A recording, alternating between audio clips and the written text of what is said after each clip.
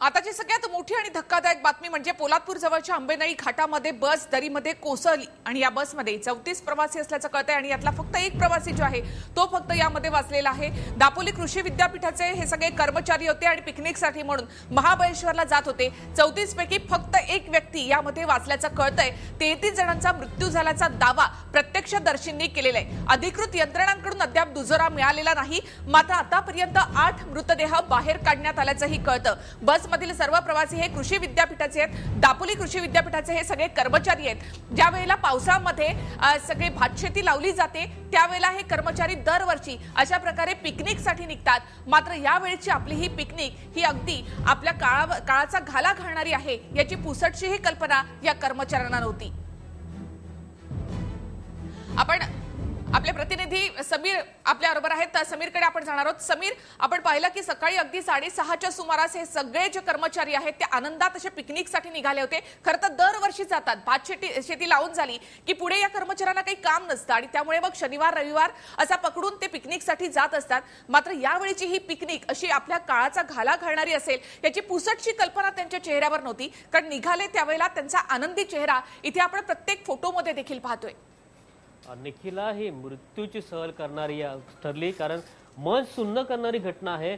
34 जण पिकनिकला जातात आणि त्यातला फक्त एक जण समीर, थोडंसं थांबते। ही एनडीआरएफची टीम जी आहे ती आता त्या ठिकाणी पोहोचते। खरं तर सह्याद्री आणि पुण्याचे ट्रेकर्स जे आहेत ते त्या ठिकाणी पोहोचलेले आहेत। मात्र एनडीआरएफची टीम सुद्धा जाते, कारण जवळपास 33 जण जे आहेत ते त्यांचा मृत्यू झाल्याची माहिती प्रत्यक्षदर्शींनी दिली आहे। आतापर्यंत फक्त 8 मृतदेह बाहेर काढण्यात आलेले आहेत आणि ज्या प्रकारे ही बस अडकलेली आहे आणि मृतदेह इतरत्र विखुरले गेलेले आहेत ते बाहेर काढणं खूप जिकरीचं जाणार आहे आणि त्यामुळे एनडीआरएफची टीम त्या ठिकाणी पोहोचते। जी समीर,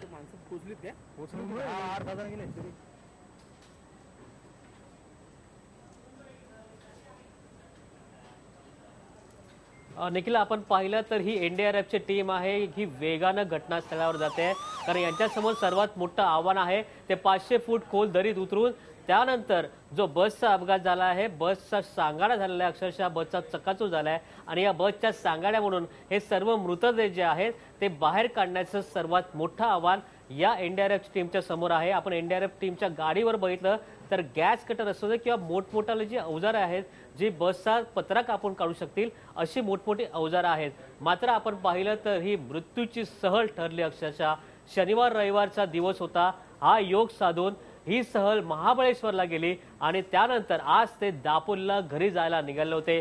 आनंदात होते, जल्लोषात होते, कधी एकदा घरी जातोय याची त्याला उत्सुकता होती। मात्र हा जल्लोष कधी दुःखात बदलला याची कोणालाच कल्पना आली नाही। मी तुला हा परिसर दाखवतो गुगल मॅपच्या सहाय्याने। हा महाबळेश्वर आहे आणि महाबळेश्वरच्या नंतर इथून हे पोलादपूर मार्गे पुढे मग दापोलीला जाणार होते महाड मार्गे आणि याच दरम्यान हा जो आहे डोंगर भाग आहे, हा आपण बघू शकतो। इथे वरती प्रतापगड आहे आणि प्रतापगड सोडल्यानंतर मग हा जो नागमोडी वळणाचा जो आहे हा आंबेनळी घाट आहे। मगाशी आपण बघितलं तर हे आडगावचे सरपंच होते, हे इथे कोपऱ्यात आडगाव दिसतंय आणि हा आंबेनळीचा घाट आहे। मात्र इथे एका सरळ रस्त्यावर हा अपघात झाला, त्याच्यामुळे या अपघातामागे नेमकं काय कारण आहे हे शोधणं खूप महत्त्वाचं ठरणार आहे, कारण इथं अपघात होत नाहीत अशी माहिती जी होती ते ट्रेकर्स जे संघटना होते या ट्रेकरच्या संघटनेने दिली होती। मात्र हा नेमका अपघात कसा झाला, कारण 100 मीटर सरळ रस्त्यावर हा अपघात झाला होता। खोल दरी असली तरीही इथं नागमोडी वळणं नव्हती, तरीही अपघात का झाला याचं कारण शोधणं महत्त्वाचं आहे। मात्र आपण बघतोय ते म्हणजे या अपघातामध्ये 34 जण होते, त्यातल्या 32 जणांचा मृत्यू झाला, फक्त एकच जण वाचलाय। एकच जण वाचले त्याच्यामध्ये हे प्रकाश सावंत आहेत। हे प्रकाश सावंत देसाई आहेत जे सहाय्यक अधीक्षक आहेत दापोली कृषी विद्यापीठामधले, हे एकमेव या अपघातामध्ये वाचलेले आहेत। मात्र इतर जे 32 जण आहेत त्यांच्यावर मात्र काळाचा गाडा पडलाय। हा इसम जो दिसतोय हा पंकज कदम आहे। पंकज कदम देखील या दापोली कृषी विद्यापीठात होता, त्याचा देखील मृत्यू झालेला आहे। त्यानंतर राजेश सावंत, हा दुसरा फोटो आहे, या राजेश सावंतचा देखील या अपघातामध्ये मृत्यू झालाय। तर त्यानंतर आहे ते सचिन गिमवणेकर, यांचा देखील या अपघातात मृत्यू झाला आणि हे पुढचे आहेत ते विक्रांत शिंदे। एकंदर आपण बघितलं तर ही बस पोलादपूरसाठी निघाली खरी, मात्र वाटेतच काळाचा घाला पडला आणि होत्याचं नव्हतं झालं। एका क्षणात ही सहल जी आहे ते मृत्यूच्या सहलीमध्ये बदलून गेली। यात एकमेव वाचले ते म्हणजे सहाय्यक अधीक्षक प्रकाश सावंत देसाई। हा फोटो जो आपण स्क्रीनवर पाहत आहात हे मृत झालेल्यांमधले विक्रांत शिंदे यांचा हा फोटो जो आहे जे या अपघातामध्ये मृत झाले आहेत। त्यानंतरचा हा जो फोटो आहे हे सचिन घिमवणेकर आहेत, यांचा देखील या अपघातामध्ये मृत्यू झालेला आहे। त्यानंतर जे आहे ते बाईकवर जे आहे दिसतात गॉगल घातलेले हे आहेत राजेश सावंत, ज्यांचाही या अपघातामध्ये मृत्यू झाला आहे।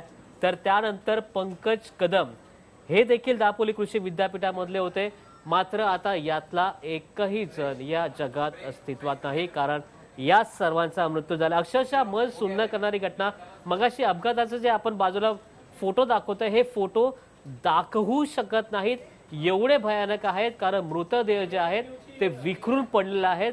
बसचा सांगाडा जो आहे त्या बसचा सांगाडा घरंगळत गेलेला आहे 500 फूट खोल दरीत। आणि हे समीर, मी पुन्हा एकदा येते